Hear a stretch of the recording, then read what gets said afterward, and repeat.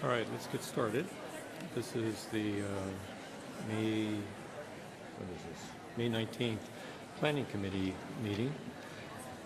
And today we have one item. It is the continuing work sessions associated with the rental safety program.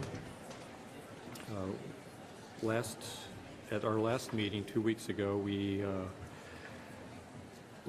requested some information from our staff associated with a number of different things, costs per audit inspections, and some other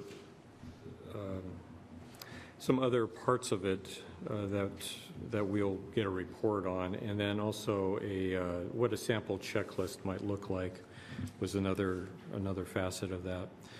And what I think we'll do is we'll just go in and have a short discussion about that, and then get into any of the other issues that the committee is interested in, and move from there. So with that, I'm going to turn it over to Jeff Thomas. Thanks, Jack. Good morning, committee. Jeff Thomas with Planning. Joining me at the table is Jim Tinner, our building official. As Jack just mentioned, we've prepared two separate pieces of information for you this morning that we'll put up on the projector and walk you through. The first one was bringing back options related to cost. And what we've prepared pursuant to the committee's direction on May 5th are 4 options that we'll walk you through here momentarily, as well as an additional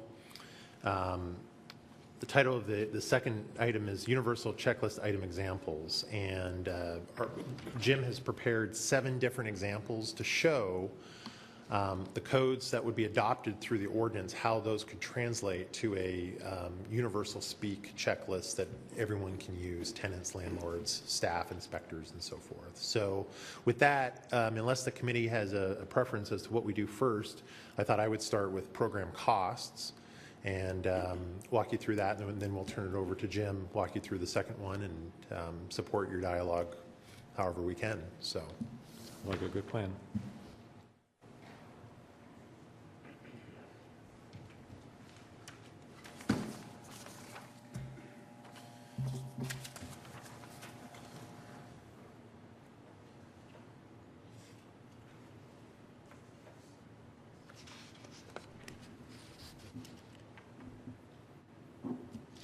see if I can.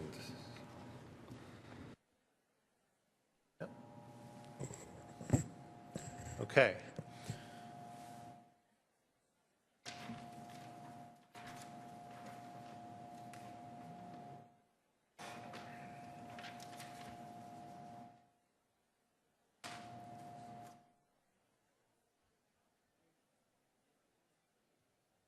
Okay.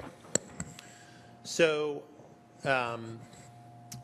of the 4 options that were prepared, you'll recall the committee asked for a registration-only option with enhanced code compliance.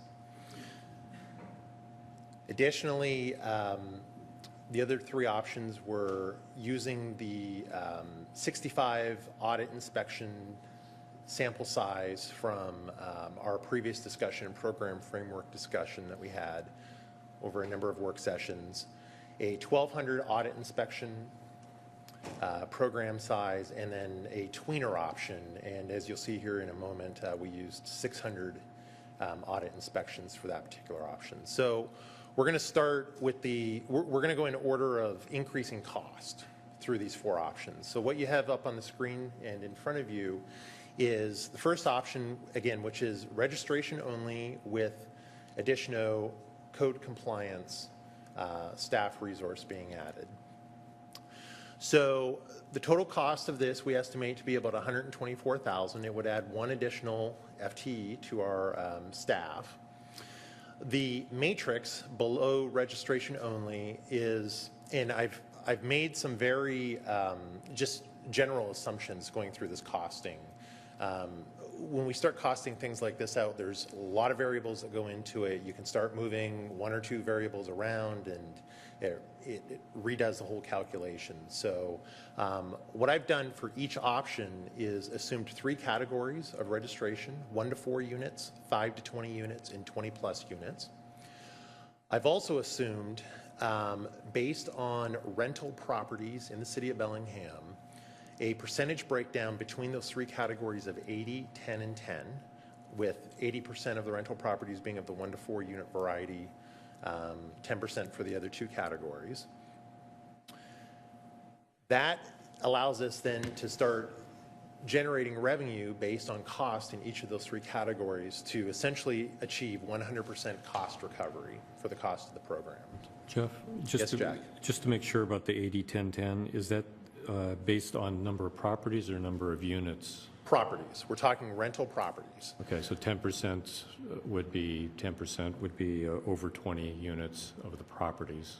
That's correct. Okay. Yes. So before I get to the actual dollar amounts, let's skip down to the lower section, their cost assumptions.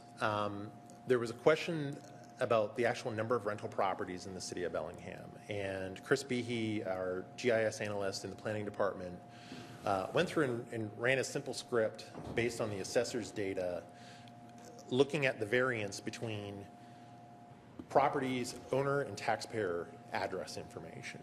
What we came out with was approximately 6,200 properties. Now again, take the understanding that that's an estimate just based on analyzing one variable from the assessor's data. So we had been using a number that had been approximately twice that amount for rental properties, about 13,000, and we've used the 6,200 based on Chris's work for this exercise. Other cost assumptions in this particular option, there's no audit program, there's no pre-inspection service program. A cost assumed of an additional code enforcement officer with car and other startup costs, $100,000. The fund or this revenue would be ICAP'd. ICAP is the fund, the chargeback that provides general city services. So examples in this particular case would be IT services, legal services, and so forth. And then the final assumption that was made for all of our options here is that our existing permit track software would be used for administration. We would not be buying any new software. We would be using our permit tracking software down in the permit center we use for building permits and land use permits and such. So you can see over there on the right, that's how we got to 124,000, those 2 costs added up. So then when we go back up to the top, we see based on the 80-10-10 breakdown of rental properties, costs have been assigned for rental registration in each of those 3 categories, and you can simply just do the math and see the amount of revenue that each of those categories would generate to, in this case, give us an even 124,000 in total revenue. So under this option here, you can see one example of how this particular option could pay for itself. I have a question. Gene? When you say 20 plus, that could be 20 to 200, or am I reading that wrong? Just 20 plus? 20 to 10,000. Okay. Yeah, 20 to any number. Mm-hmm. Okay. Oh, okay. Jack, yeah? Well, are you moving on to another category? I can move on to the next option if Well, the committee okay, is so ready. associated with this particular category, then, the option that you're presenting adds a code enforcement officer with a car and the overhead, but does it include, because we had talked about if we're going to do a registration program, that we're going to need somebody to do data? That's right. So, or is that included in the ICAP? and again, in considering this first option of just having a registration-only program with our code compliance enhanced services, I believe that we would have existing staff that would be able to handle a registration-only type program. You'll see that's going to change through the next series of examples. So, And what about education outreach? existing staff. Okay. Any other questions on this one? We'll move on to the next one.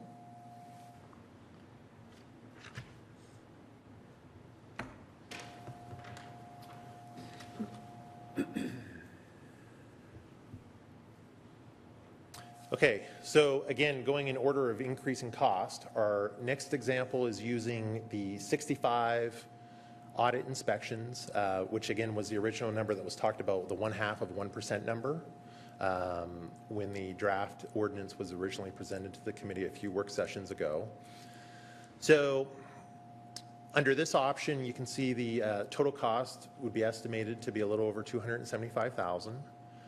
We would need to add 3 additional full-time employees to service this program. I'll just quickly go down to the cost assumptions, the lower part of this first, and then we'll come back up to the matrix. Again, 6,200 properties is assumed, rental properties. As the committee discussed at your last work session, the idea of not charging for audit inspections to the property owner. So 65 no-fee audit inspections. We've estimated just between inspection time, travel time, and administration, and an estimate of approximately 3 hours per inspection. So you can see the costs there in the kind of in the middle column. And then at your last committee work session, the idea of a pre-inspection program was discussed. So I've assumed the same number in this option plus the following 2 that we'll discuss here momentarily, and that's a utilization rate of 5%. That 5% of the 6,200 properties, rental properties in the city of Bellingham, would take advantage of a pre-inspection service from the city. So that's where the number 310 comes from. Estimated on average an hour and a half per pre-inspection, each pre-inspection for each rental property. So you can see the numbers there. That 49,755 is a fixed number over this option and the following 2.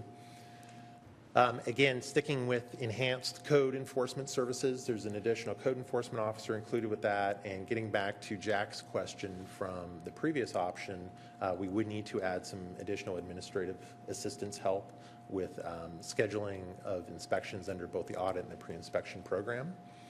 So an additional office assistant 2 was assumed here, an additional code enforcement officer, and then to be able to properly implement the 65 audit inspections and the 310 pre-inspections, that would equate to an additional building inspector. So you can see the yellow highlight over on the far right-hand side provides for that.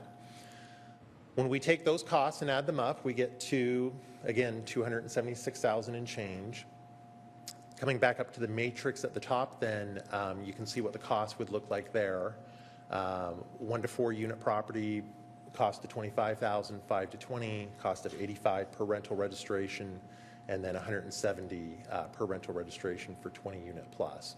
That gets us to a revenue of $282,100, which would provide for full cost recovery of the expenses of this particular option. Any questions on that? So the additional code enforcement officer is what you're thinking is that that's going to be dealing with complaint inspections solely, and then the audit inspections and the pre-inspection programs are going to be with the additional building inspector 2? For the building inspector 2, that would be correct. I was taking a cue from the committee at your last work session that there was an interest in overall enhanced code compliance, so that would certainly include rental property code compliance, potentially, as well as additional code compliance throughout the city. Okay, well then where's the nexus between the rental properties if we're doing code compliance citywide versus having it be strictly for the rental program itself? In terms of the revenue that's generated? Yeah. Well, that's a good question. Peter and I actually have discussed that a little bit, and I think that's still something we're looking into a little bit. It would depend how the funds are going to be managed, I believe, so that would be some additional dialogue we'd have to have with the council and how that looks, whether a separate fund is established or not, how these revenues are managed. Finance can do it different ways. We can shadow track where this money goes and how it's spent, or there can be a separate enterprise fund established. But that's something I think we need to have some more dialogue on. Okay. Any other questions at this point?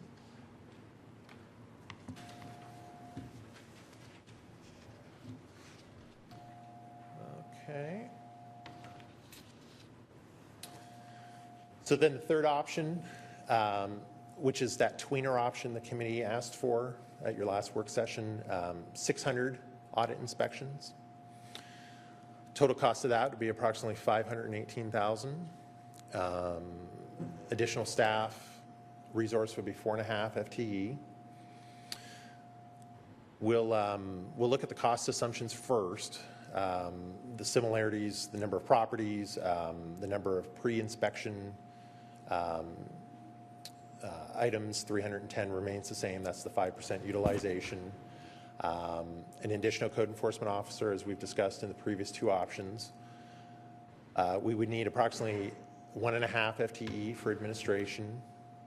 The ICAP charge, 20% remains the same.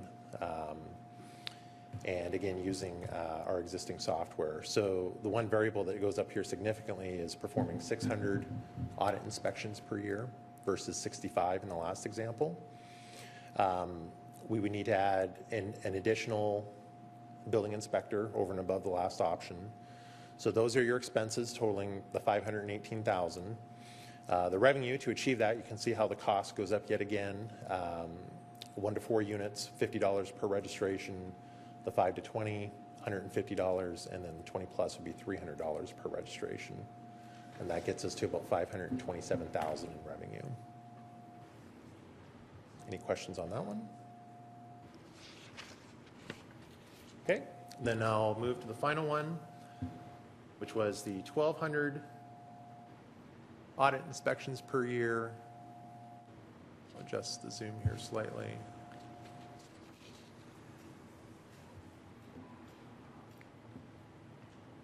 Okay. So total cost of the 1,200 audit inspections per year, a little over $785,000. Result would be 7 additional FTEs. Again, all the assumptions, the number of audit inspections obviously doubles. So we're looking at adding 4 additional building inspectors to handle all the inspections. 1 additional code enforcement officer, same as the other options. An additional half FTE for administration. That gets us up to the $785,000. The revenue for that, you can see the cost again per each category. $75 per registration for the 1 to 4 units, $225 per registration for the 5 to 20, and $450 per registration for 20 plus unit properties. And that gets us to about $790,000 in revenue. Any questions on that? Any questions? No? Okay. So at this point, we can move to examples from an inspection checklist. Jim can come up, and I think we'd like to put his document here on the overhead as well, so everyone can follow along. And you've got a copy of that in front of you, and Jim will walk you through that, and then we'll answer any questions you may have on that.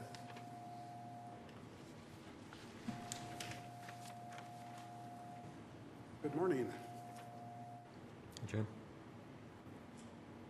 This is my first time with this piece of equipment. I feel privileged. Until 1974, the state of Washington did not have a statewide building code. Bellingham was a little more forward-thinking, and they had one back, as far as I can research, back into the 1930s. I can't find out what they were, but I know they had one. And you'll see IPMC section 30415 at that top item. That's the International Property Maintenance Code. That's kind of an overlay document that realizes we have a lot of buildings that weren't built under a particular building code, but we still need some baseline safety and health for those buildings. So a lot of the checklist items will come out of the IPMC. As example, I use the exterior doors to be lockable and secure. Even the current building code does not require locks on doors on houses. So this goes above that a little bit. It's more reasonable that the doors should be secure. And you can see that that's put into a fairly concise little statement rather than that long code language. The next item talks about smoke alarms. Smoke alarms were not required until about 1985 in the state of Washington. So the IPMC is somewhat retroactive, and it requires smoke alarms in each sleeping room, in halls leading to the sleeping rooms, and on each floor level. There are a couple of little nuances to that, but I think you kind of get the idea. And again, that would be a simple, quick checklist item. We find that one of the more common issues when we do go into houses, whether rental or otherwise, that those are missing or at least partially missing. Fairly recently, we have carbon monoxide alarms. They're not as ubiquitous as the smoke alarms, but you are required to have one in all rental houses now. That ramped up a little slowly over the last couple of years. They first required them only where you had attached garages or fuel-burning appliances. Now they're pretty much universal. And they have to be in each sleeping area. So if you've got bedrooms segregated on either side of the house, you'll probably have two of them. If you've got 2 floors, you'll have 2 of them. Really disparate house, you could have several of them. I want to ask a question. Jim, is that just rental properties for the carbon monoxide, not in single family? The owner-occupied have to have them now as well. Oh, they do? Yeah, I don't have the dates memorized, but the state kind of phased it in. So, yeah, you're supposed to have them in everything now.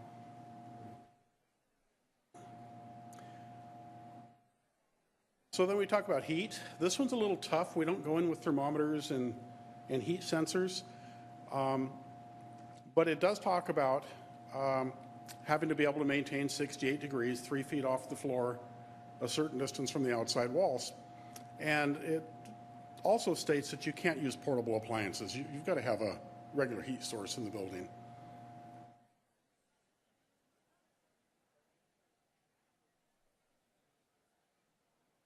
And then bathrooms. One of the complaints we get quite often are no ventilation in bathrooms.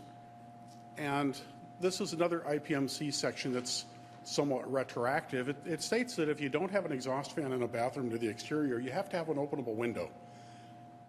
A lot of houses, until the building codes required it, I think that was in 76, required an exhaust fan, didn't have either. So that is a retroactive requirement. Talks about the sizes of rooms. I had a complaint with the fire marshal 2 years ago about a college student paying $300 a month to live in a closet. So we have, all habitable rooms have to have minimum dimensions, so that can't happen. There'd be another checklist item we'd be looking for. And then it talks about escape windows.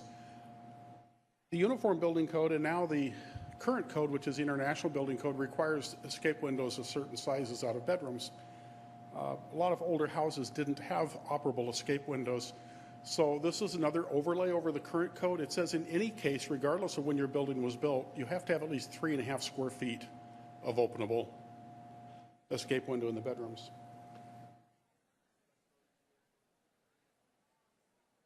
So those were the examples I thought I would bring. This checklist that I've been working on at Jeff's direction is probably 4 or 5 times this size.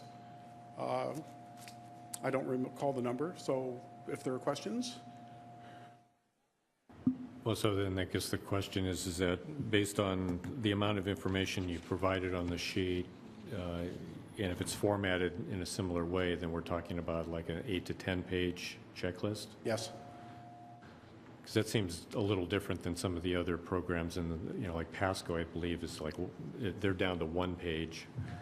And what they don't do is, I mean, you're providing quite a bit of information to highlight out what the topic is and, the reasons why. Whereas they're just basically saying, does it have egress? And they just say, minimum 3.5 square feet and call it good at that point. The formatting of a checklist for utilization in program implementation can take on different. I think what Jim's tried to illustrate here today is showing you the code sections where the root of where it's coming from.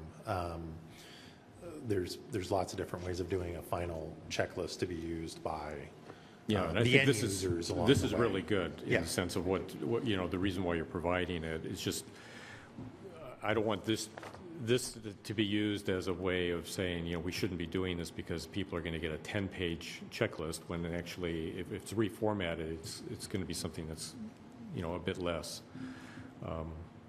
And that is going to be simple enough to go and fill out by the people that are doing it, by the property owners that are doing it.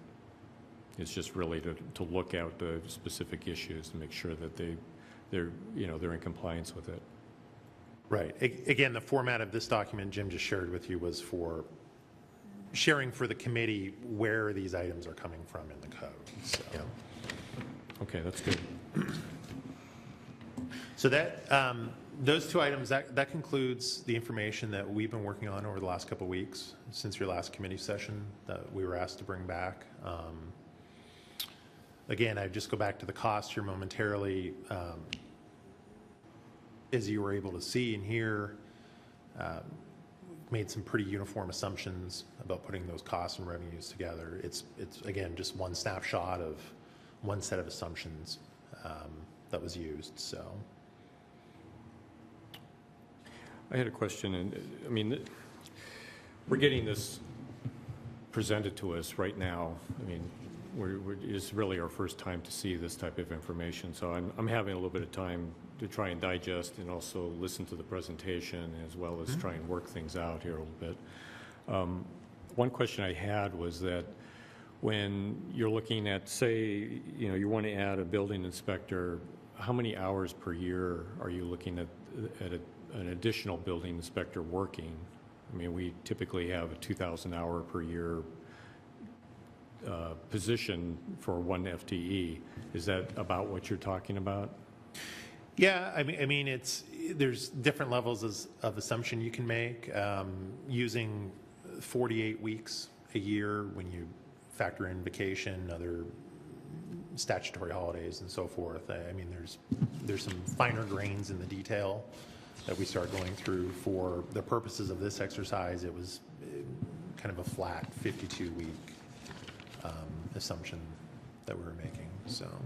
The reason I bring that up is that, for instance, I mean, we could go through each one of these, but for instance, under the 65 no-fee audit inspection scenario, just calculating what, for the one FTE building inspector, two that would be hired, how many hours would be required of that person to fulfill the workload that's set up here. And what I got was 195 hours to do the 65 audit inspections, an additional 465 hours to go and do the pre-inspections, for a total of 660 hours, which, you know, whether or not we use 2,000 or 1,800 or whatever the number is annually, it seems like to hire somebody, one FTE is kind of an overkill for the demands of that particular scenario. Well, it's difficult to hire a 0.5 building inspector. We have a hard enough time hiring a 1.0 building inspector with the way the market is in terms of the labor market. So in that 65 example, that is a bit of a tough one. We also do, in code compliance, business as usual, the way we handle things now, for non-emergency life safety type issues, we do go through voluntary compliance first. Jim and his staff performs that function before it heads to code enforcement. So, you know, there's potential additional work there. There is the possibility of utilizing that position, not out of this money, but having the Development Services Fund pay for permit development type inspections for that position to perform if there is room between this work program and the availability of the staff person. It's the devil's in the details, Jack. It's trying to figure it out, but making an assumption that we're going to hire a 0.5 FTE building inspector just isn't very realistic, given our just looking back at the last several recruitments we've done to hire building services staff in the last 5 or 6 years. So, And I agree, and that's why last meeting we're talking about price points, you know, where would it be appropriate? And I understand, you know, we said 65, 1,200, and then at some sort of midpoint, whatever the price point would be most workable. And the thing that seems to have dropped off under this scenario compared to previous discussions that we've had is the ability to use our current inspector workload, or inspectors of, I think there's what, 4 to 5, if we include you, 4. So we'd have 4 building inspectors, and that they would have 2 or 3 months worth of, you know, relatively low demands on their work during the winter time. You know, they're not really, it doesn't seem like they're factored into this as far as a billable hour, because what you're doing right here is you're simply just billing the $107 to the program. Well, yeah, that certainly was a discussion at prior work sessions. That was also under the assumption there would only be 65 audit inspections. We've had to go under, now this, what you've seen here today, is an additional 5% utilization for a pre-inspection program. That's an additional 310 inspections. Right, and I'm looking at the fact that if there's, say, 2, even conservatively, if it's 2 months and you have 4 building inspectors, it seems like there's a substantial number of available work hours there. I understand that they're doing other things, but... Well, they are doing other things. You know, and the 65 audit inspections, I mean, that represents 195 hours. You know, it's 50 hours, basically 50 hours per inspector over a 2-month period. It doesn't seem like we're really taxing them that much. It's 10% of an FTE, the 65 audit inspections. Yeah. But it doesn't, you know, So over that period of time, if they were all done during that 2-month period, it doesn't seem like it would be really all that much. Well, and again, our initial look at bringing that draft ordinance forward with the 0.5%, which is how we ended up at 65 to start with, it was felt that 65 audit inspections was achievable with our existing staff to bill against revenue coming in. I don't know if a 5% utilization on a pre-inspection program is reasonable or not. We don't know.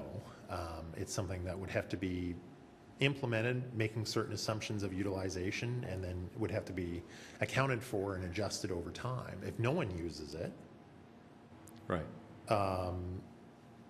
then we've probably overstaffed. If 20% use a pre-inspection program, we've grossly understaffed. So, Well, and with the pre-inspections too, I think it's going to be a lot of it's front-loaded. I don't think that that's really a sustainable requirement over the course of the program.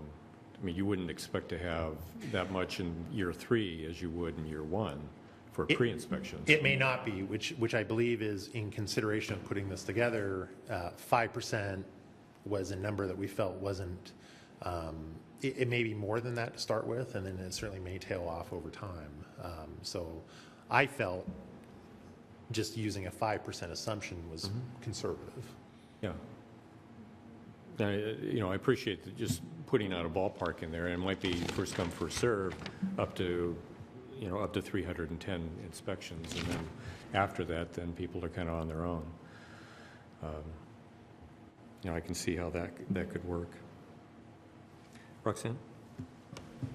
Regarding the additional code enforcement officer, let's say we get so good at this that we just have fewer instances that we have to deal with. Would that officer be limited to just rentals, or could they eventually, or if caseload was different, work on general properties?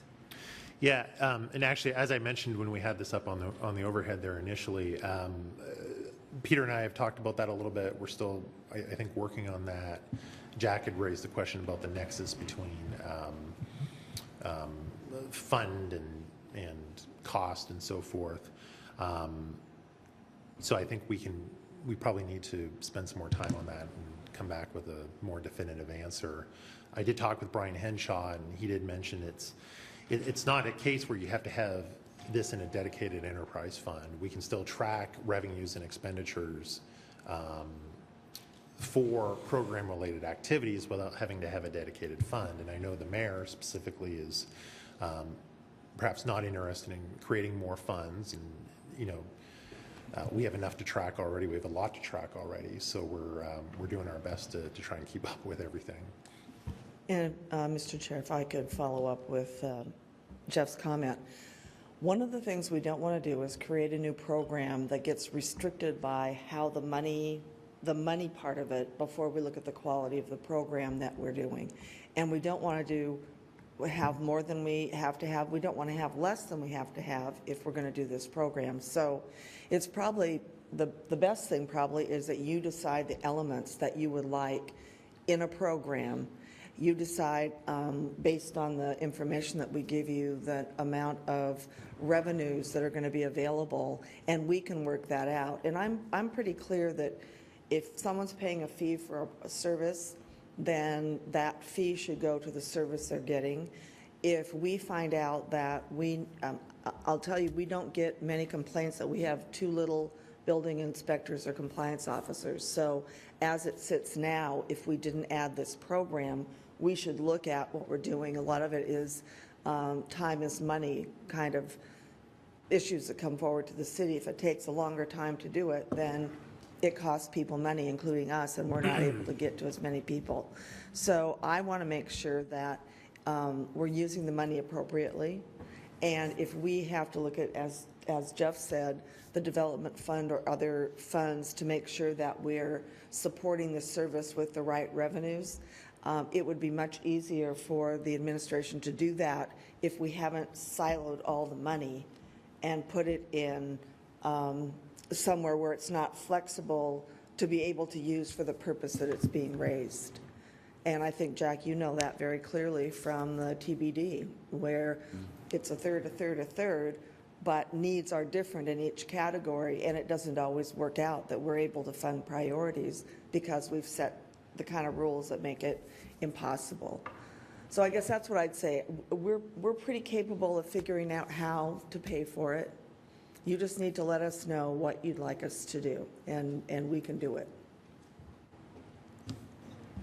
Gene? On the registration only, Jeff, I'm just trying to figure all this out. If we went that way and it'd be 6,200 properties registered, so that would only be complaint driven if there's no inspection program or anything?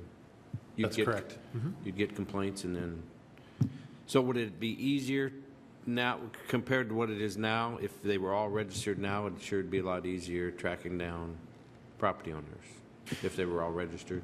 Well, and that, yeah, I think that was some of the discussion the committee had here last work session and perhaps prior to that is getting properties registered helps us with contact information and helps communication, education outwards.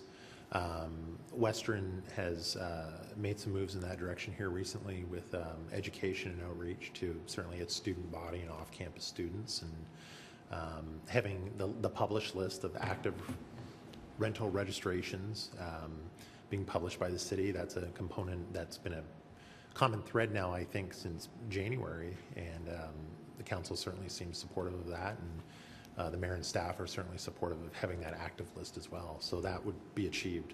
See, I with think that what we have registration is, only. talking to the committee, registration only, that's a gimme. I mean, that would be the number one thing we decide on, but where do you go after that? After that, that's going to be the question. Which scenario do we go with? Roxanne? Just to clarify, for the specific code enforcement person here, would they be primarily focusing on enforcing the universal checklist, or would they also be enforcing general code for all properties? In the spirit of our existing system of compliance, which is complaint-driven, an additional code enforcement officer would be performing work similar to our existing code enforcement officer, which is taking code cases that are as a result of a complaint being filed initially with the city through investigation, voluntary compliance through gym staff on the building side if appropriate, and then those cases come to the code enforcement officer for action beyond a voluntary compliance stage, or those actions that are imminent threat to life safety. Great, thank you.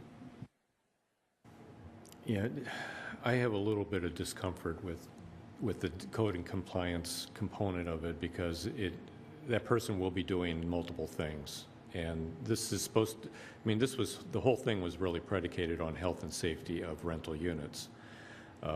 And when a code enforcement person's out there, they're dealing with things a lot more than just this universal checklist because they're going to be dealing with parking, if there's too many cars out there, or if there's, litter, which isn't necessarily a health and safety issue, it's just more of an aesthetic issue, or, getting them to go and cut their grass, those types of things, I think were a little bit different than the health and safety component of this universal checklist, which has more to do with interior issues than it does with exterior issues, although it's not, not mutually exclusive of that. And to me, it seems like the code enforcement officer should also be able to do the building inspections, but I understand that we're not setting that up in that very specific way. But a building inspector has a lot of the same types of authorities as a code compliance officer as far as being able to, to give correction notices associated with any particular work. Am I correct in that? A lot of it depends on who you hire into the position from a personnel perspective. Our current code compliance officer, for example, has a land use planning and environmental background. So she's in the process of learning basic building code and property maintenance code. So Jim's staff will end up, and the fire marshal and his staff will end up helping her out in many cases in understanding specific complaints and cases that we're trying to resolve. So Jack, to your point, if a code compliance officer was hired that had that background in building inspections, then that's certainly a possibility. So again, I just want to go back and stress this additional code enforcement officer that's assumed in all of these assumptions was at the request of the committee to bring that back for enhanced code compliance services at your last session. So that's what we've done. Is the pay rate for the building inspector it appears to be about 25% higher than a code enforcement officer? It is a higher paid position, yes. Another question I had looking at this has to do with, I guess, the number of hours, just the number of hours it would take to go and complete an inspection. Because we're having, with the last three options that you're providing, you're saying that we would hire an office assistant, and that office assistant, I would assume, would do the data management for the registration, but also would do the scheduling. Is that how you're kind of considering this? Coordination, there's definitely a required element of coordination with customers. Okay. So I guess I'm looking at what are examples that we've, that Mark Gardner had put together for us at the council level of what other communities have been doing, the number of inspections that they've been able to complete per day. And it seems like this, at 3 hours per inspection, plus the fact that there would be additional time available for doing the scheduling and the data management, that seems to be a lot higher than some of the other programs where, they were able to crank out 5 inspections a day. There was one city that could do 8 inspections a day, and to deal with a universal checklist similar to this. I mean, I think the universal checklist component of it it's pretty much the same. You're just dealing with some basic health and safety issues. So I'm a little concerned whether or not we're providing a lot of additional time in there. We're buffering a lot of additional time in there where we could actually have a lot more inspections completed given the amount of time that we're budgeting here. yeah, the 3 hours, it's and again, we're looking at this and we're trying to come up with something reasonable. It's the average of the average, so to speak. If we have It's a lot quicker for one of our building inspectors to go to a property and do multiple inspections on one property, right, than it is to drive, to do 3 inspections on one property on a job site at one time, than it is to drive to 3 different properties and do those quantitatively the same number of inspections. So in this case here, having a potential inspector go to a multi-unit building, one of those 20-plus unit properties, and perform 5 inspections on the same property versus driving to 5 different rental properties. Okay, well, then that's, Then it's, sure, yeah, the 5 inspections on one property are going to go a lot quicker, especially, and then you can even, thin it out even further and say, going to one property and inspecting 5 studio units versus going to one property and inspecting 5 3-bedroom units. The studio units are probably going to go quicker. okay, well, so on that's the average. that's a basic assumption that's not really been presented in this, and it's one of the problems I have with presenting this whole thing on a per property basis versus a per unit basis. Because what you're saying is that, with the larger parcels that have, a higher number of units on it, that you'd be doing multiple inspections of multiple units. That's different than just saying, well, that's just one property. I mean, I'm looking at this and just saying, okay, that's just one property, one unit. But what I'm hearing you say is that that would be, you're actually doing multiple inspections on one property, and that the average would be 3 hours. Is that- Jack, three was the average that we came up with. And it's certainly open to debate whether it's more than that, less than that. Situationally, it's going to vary all over the place. But again, under this snapshot of possibility, we felt comfortable in a conservative estimate of 3 hours. It could very well, in reality, after 2 or 3 years of sampling and data collection, it could very well be less than that. And then we have to calibrate and adjust to reality of what happens. But again, 3 was a number that staff was comfortable with presenting as an average, acknowledging that some will be quicker than that, some might take longer than that. It's going to depend on the number of problems on a particular property as well. If an inspector goes to a property and it's just riddled with problems based on the checklist, it could take hours to work your way through all that and interfacing with a property owner and explaining all that to them, the documentation and so forth. So it's a very wide spectrum that we're dealing with. Okay, so I appreciate that, Jeff. But in answering the one question that I had presented in my questions to you a couple weeks ago. Jack, can I just follow up with that conversation? Yes, Mayor. If you have concerns that we are recommending hiring more staff than you think we need, you have control over that by how much revenue you give us to run the program. And we come back to you and we say, with this amount of revenue, this is what we could do. And we will be as efficient as we can. But I guess I'm figuring out what they do in other communities and stuff is a good thing to do, but they have different demographics, different land areas, different number of, different kind of rental units, and we're trying to put together something that fits for Bellingham. But you always have control over how much you're going to put in the program, and we use that information to put together a program that meets the goals you have. And that's what I'd like to do, so we won't have to figure out to the penny what it means, and we can always adjust the budget. And I think that what we put forward is what we thought would, a budget that would meet your goals, so we weren't skimping, because I didn't hear anybody say they wanted us to do that. And if you'd like us to spend less money, then you need to tell us, and we'll adjust what we're doing.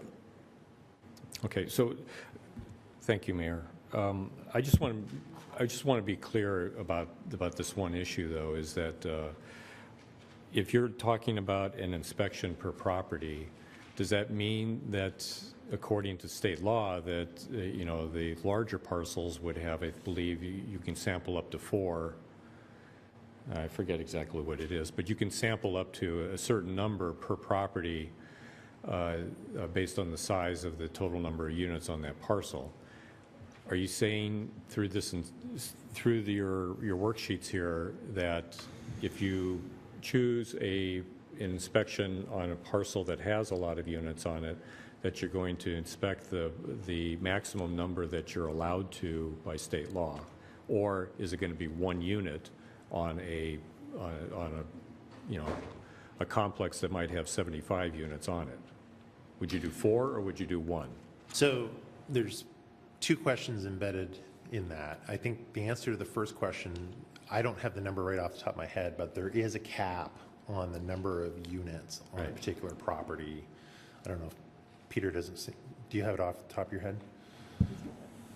Yeah, Peter Rufata, Legal Department. So it's actually incorporated into our ordinance. If a rental property has 20 or fewer units, no more than 4 rental units may be selected to provide a certificate of inspection. And if it's 21 or more units, then no more than 20% of the units can be inspected. Okay, so that's a could. My question then is, were these numbers based on the fact that it's a will? No. The answer to your second question is I think that's a level of detail that we have not gotten to that level of detail. Well, it matters to the way I'm looking at this because of the number of units that are actually being inspected. I don't care how many properties are inspected. I care about how many units are inspected, because that's how many people are actually going to be affected by this particular program. And it's really different. And when, because it could be a factor of 4, or it could be a factor of even more from what Peter just said for some of the larger units. If you're saying that there's going to be an inspection for a parcel, and it turns out that 20% of a 100-plex, say, you'd be inspecting 20 units, that's very different than going on there and inspecting 1 unit. So for me, it would be really helpful to know what the parameters of what your assumptions were when you based this table. The way it's laid out is we've identified 600, just using the 600 as the example, 600 audit inspections. So if that's a property with multiple units being selected twice as part of a random audit or not, 600 inspections is what we've budgeted for in that. So, and the reason why we got into that was that you were saying about travel time and about how easy it would be to go and do multiple inspections on one parcel. So that's what I'm following up with you to find out, would it be the standard operating practice to go and have multiple inspections on 1 unit if there were a lot of units on that parcel? A good policy direction for the administration then would be that you would like us to use a maximum inspection frequency. That is a policy call that you can make.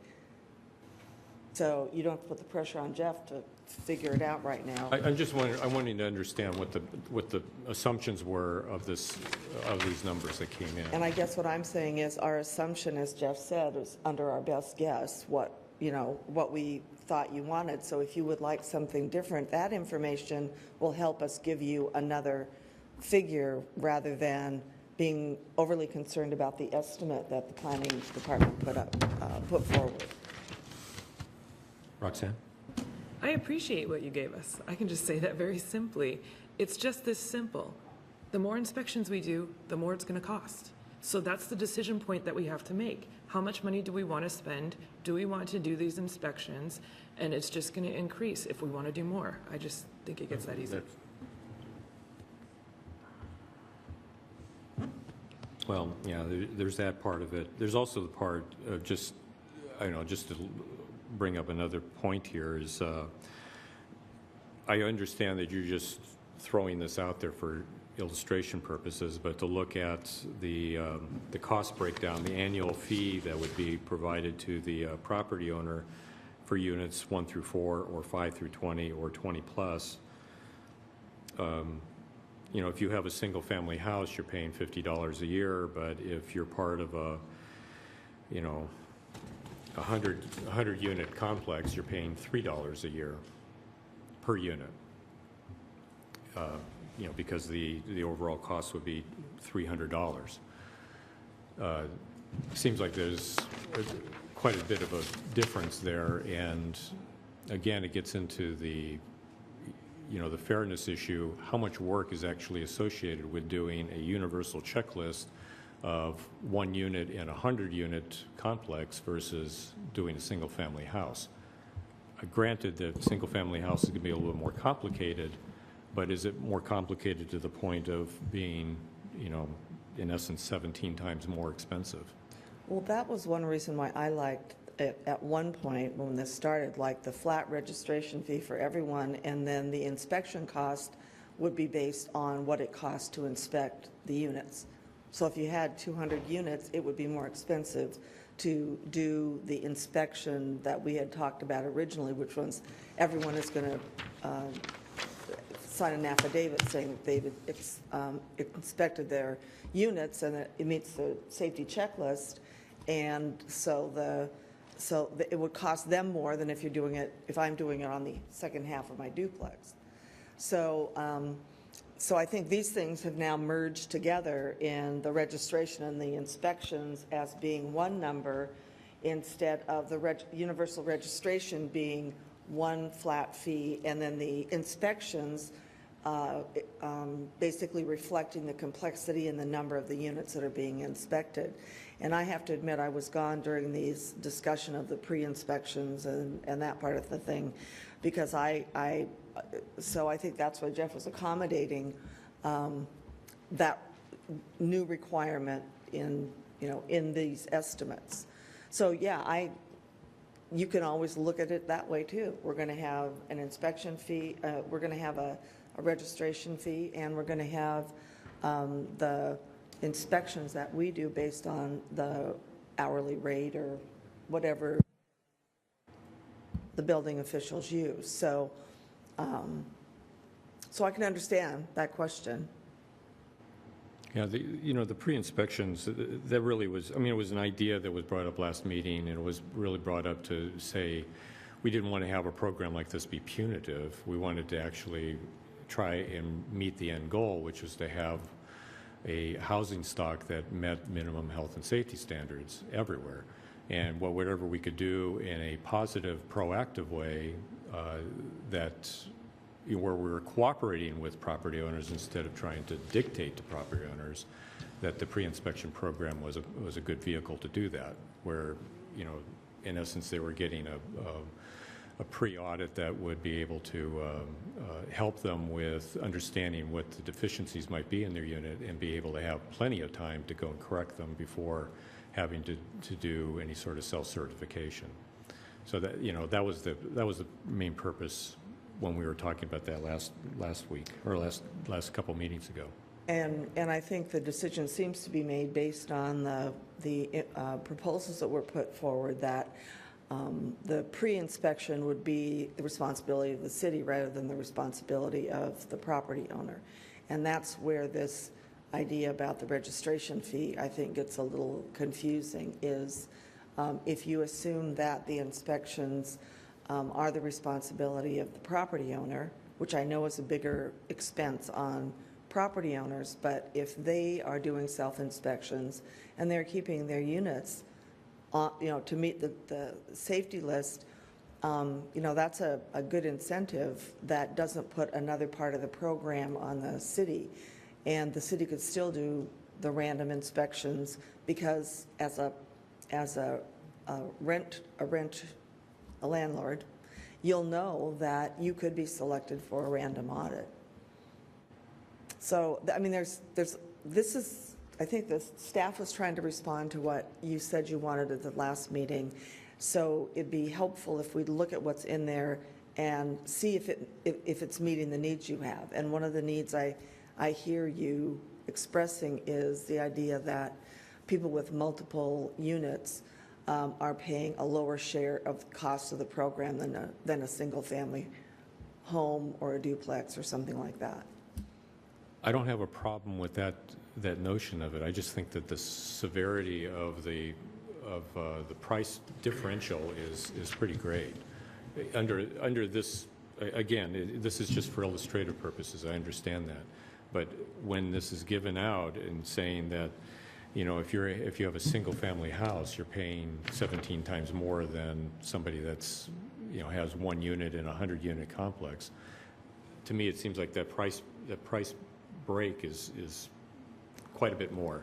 And if there's a way of being able to levelize that a little bit to what the true costs are, I mean, I would imagine that the amount of time that you would spend, you know, if you're charging, if you figure out how much it would cost to go and do a single-family inspection, figure out how much it would cost to go and do a one-unit inspection in a large complex. And I think what Jeff or Jim was saying is sometimes you don't know what that cost is till you've gone in there to do the inspection. So maybe a discussion that the committee could have would be, do we want to even it out based on inspection? Do we want to separate out registration from inspections?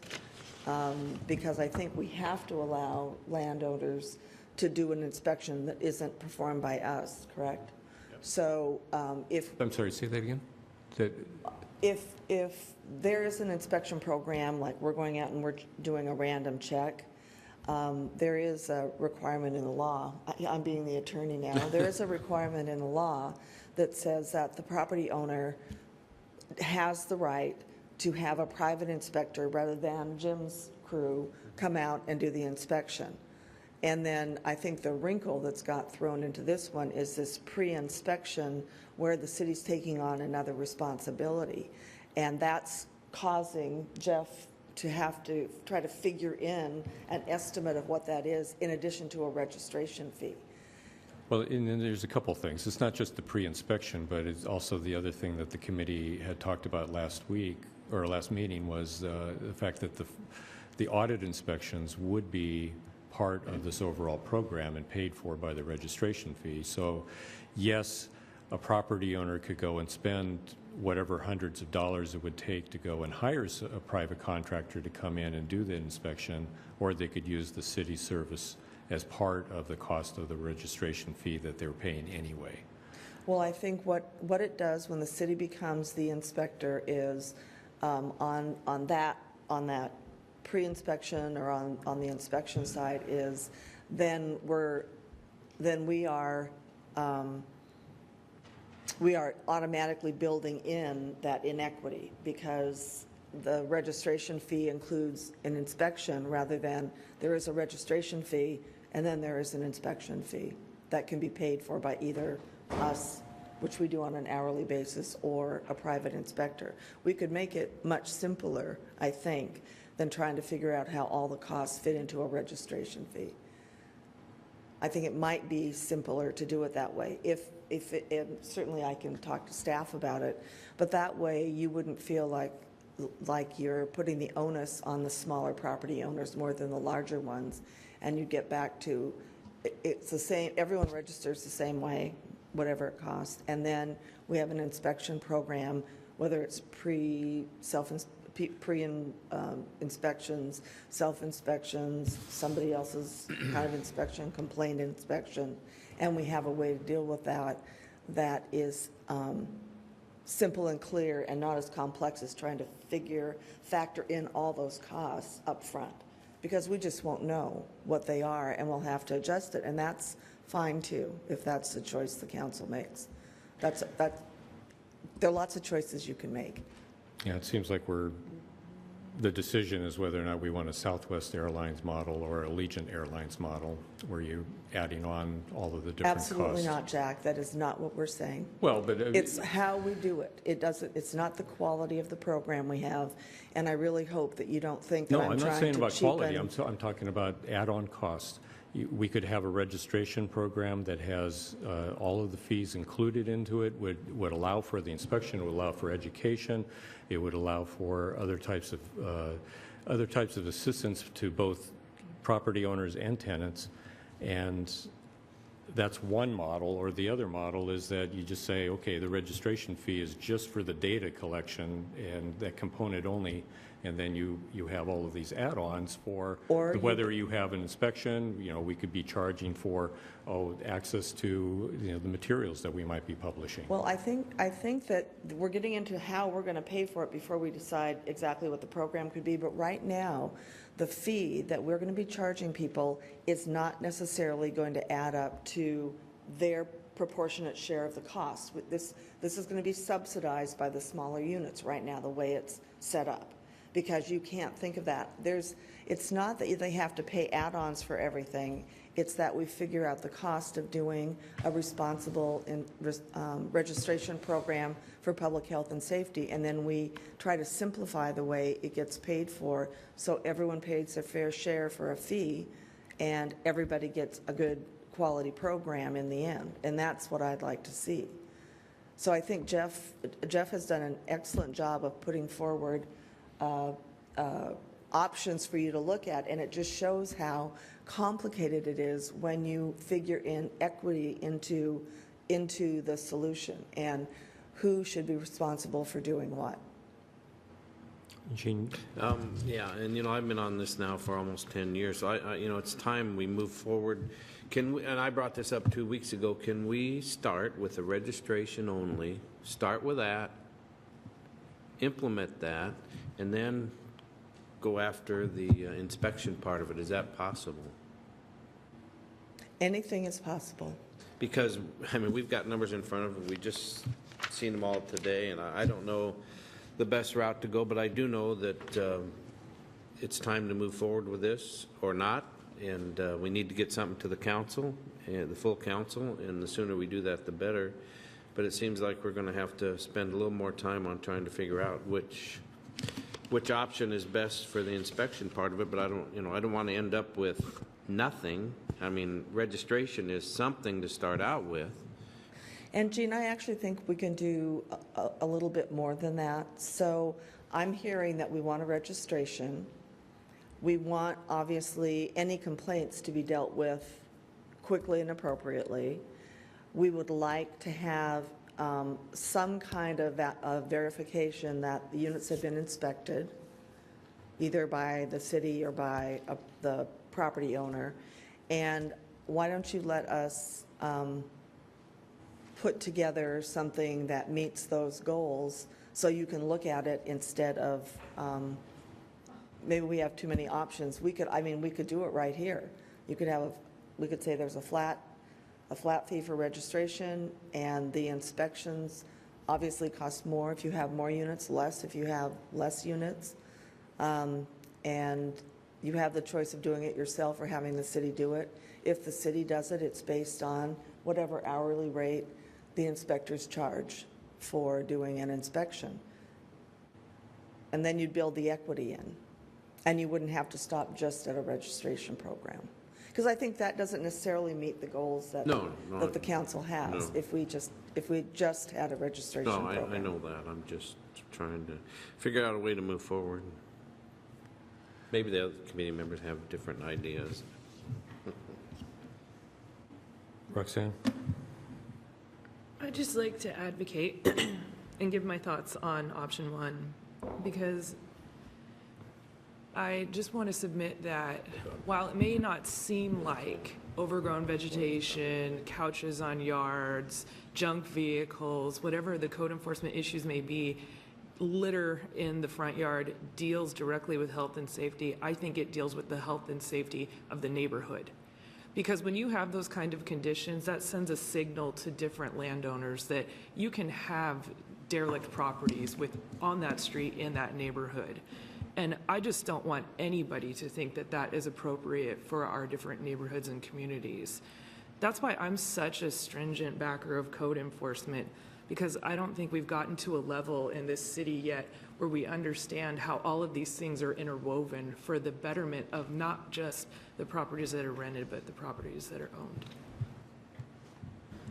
Yeah, but Roxanne, I'll just use an example of my son about 5-6 years ago was renting a place in the lettered neighborhood, and he was in a house that was illegally converted into 4 units.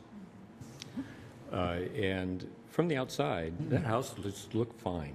It really looked fine. You would have absolutely no reason to say that that was a problem parcel.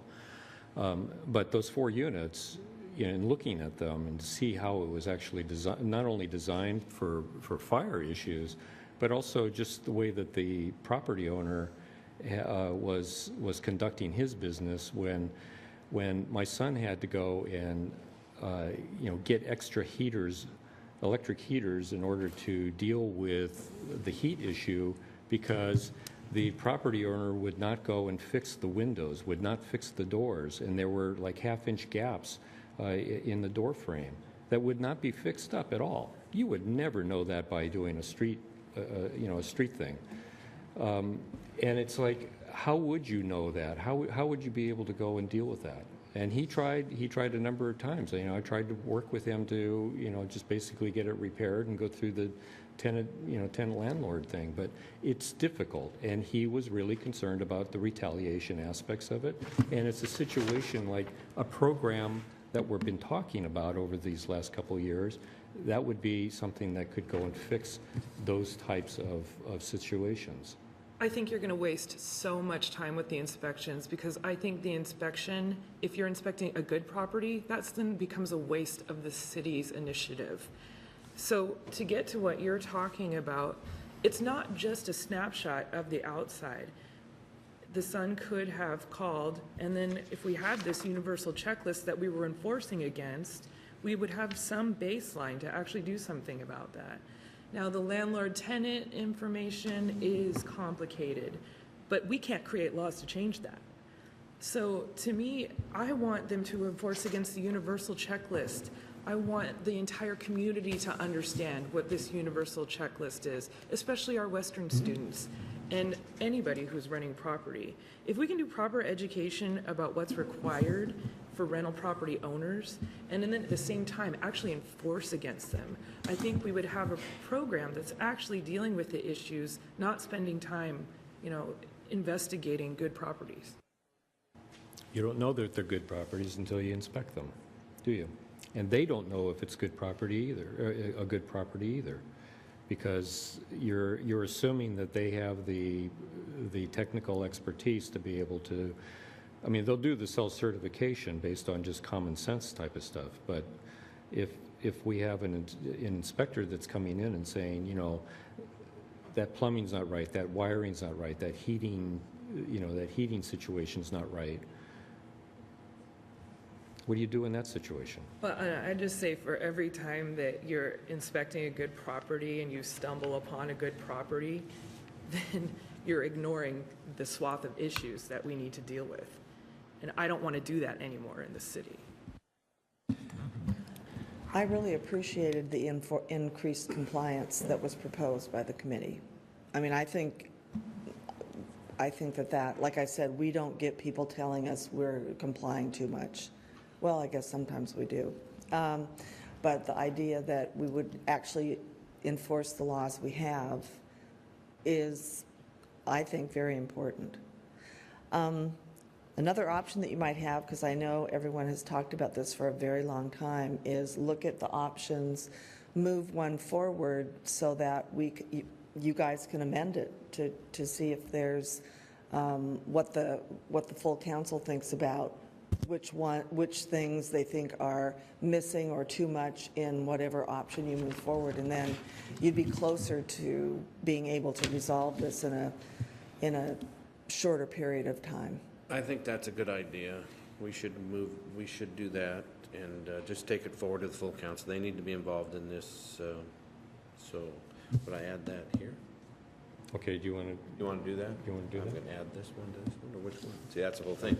We got to decide on what option we want to forward to them.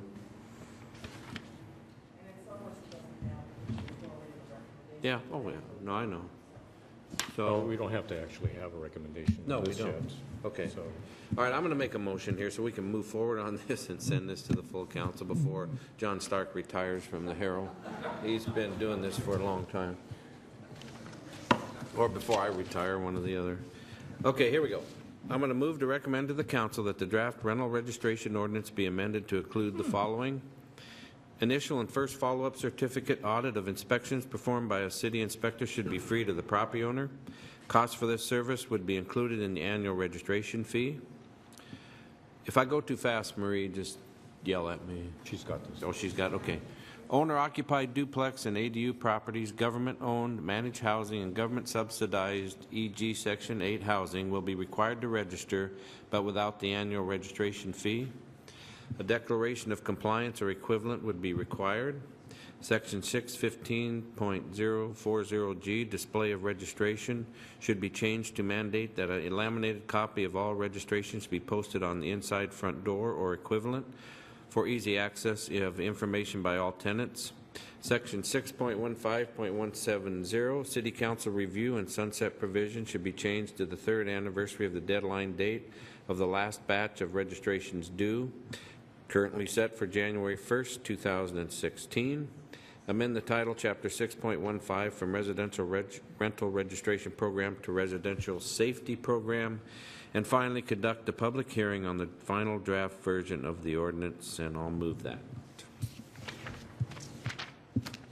Okay. Thank you, Gene. Actually, can we change that to residential rental safety program? Sure, Yeah. that's fine. And these things that Gene has just put out, except for that specific one, they were all actions that we unanimously discussed. This is for the mayor. We talked and agreed unanimously last meeting as through head nods, but we didn't actually make them as a formal recommendation to the council. Okay. Any further discussion on this at all? Okay. All those in favor, say aye. Aye. Aye. Opposed? Okay, that passes unanimously. We'll bring that to the council this evening.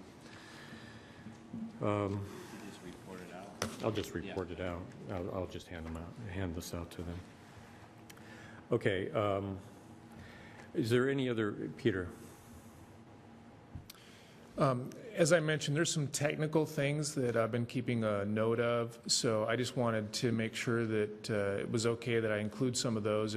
If we go ahead and make these amendments, that we include some of those, and you'll see what changes those are, but there's things that have been pointed out that just in terms of sort of technical things that should be changed in the ordinance. Yeah, you've shared a major one with us in the past through an email. Okay.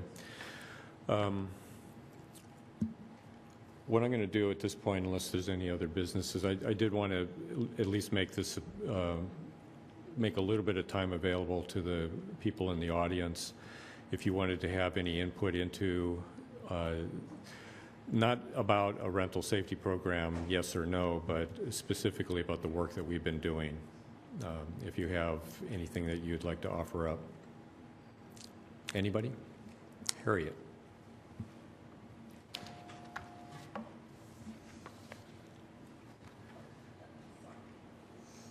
We'll keep it to approximately 3 minutes. Harriet Spinell, 903 Liberty Street. I just have a couple comments just in taking notes today. I think on a checklist, I don't know whether there have been any statistics given to you by the fire department on how many of the rental fires have been caused by electrical, because electrical wasn't mentioned. Maybe that's something that's included, but to me that's major, because when you talk about a house being built into 4 units, they may still be just on one electrical system there, and that would be a problem immediately in my mind. So I think that would be important. I think the other thing, in trying to figure out the number of places to inspect, there are some people who have put forth some statistics on what number you need, and it depends on what you want to get out of it.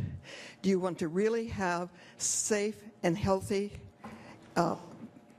places for people to live? that might be a certain number you would need. Or do you just want to see how many people are in compliance right now? And I think for you, Roxanne, I think Jack did make a comment to your question.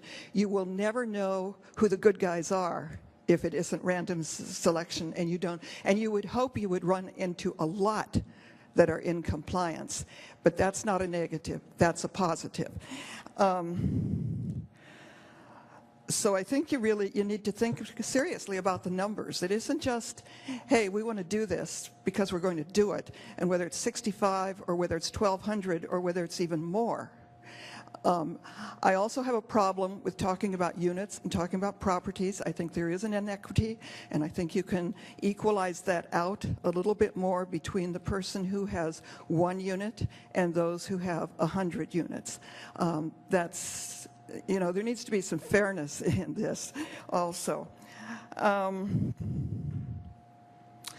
think also if you do pre-inspections and you included that in the cost, you really are, for those who are already doing a good job, they end up paying for the people who are doing a lousy job. So I'd think about paying for the pre-inspection. I'm not sold on doing that.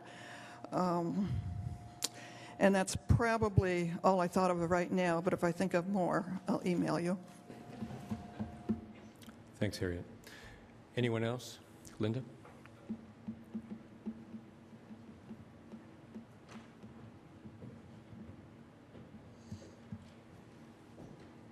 Hi, Linda Twitchell with the Building Industry Association. A couple of comments on how this is being done. Your new agenda online system clearly states there will be no comments taken at committee meetings.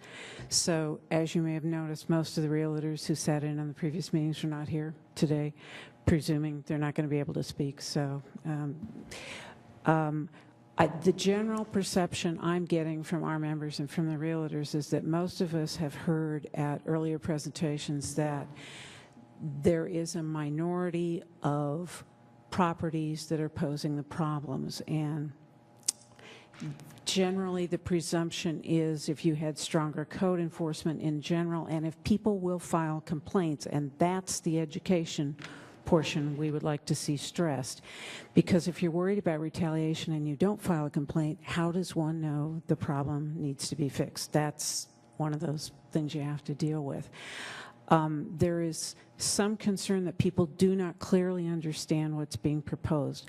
For instance, the proposed ordinance refers to generally as your property up to snuff and in comparison to state codes, et cetera. And I'm hearing some concern that people are worried about liability, et cetera, in terms of being able to handle all state codes. They want to know what it is they're going to be judged against. We are hearing that some of the inspectors, the private inspectors, may not feel their insurance covers them unless it is well defined. We're hearing prices of $500 or more for inspections if you have to hire someone to come in and do it. And if this applies to a home where you're renting one room for $300, $400 a month, that's an additional month's rent, basically. So these type of concerns are coming up. In general, I'm hoping before you guys take action on it, we'll get a little more clear definition of what it is in time for people to look at it and come in and have some comment.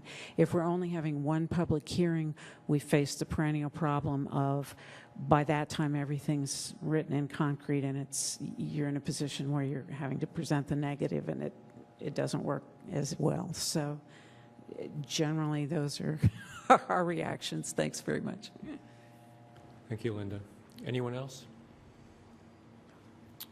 Okay. Any other business? All right.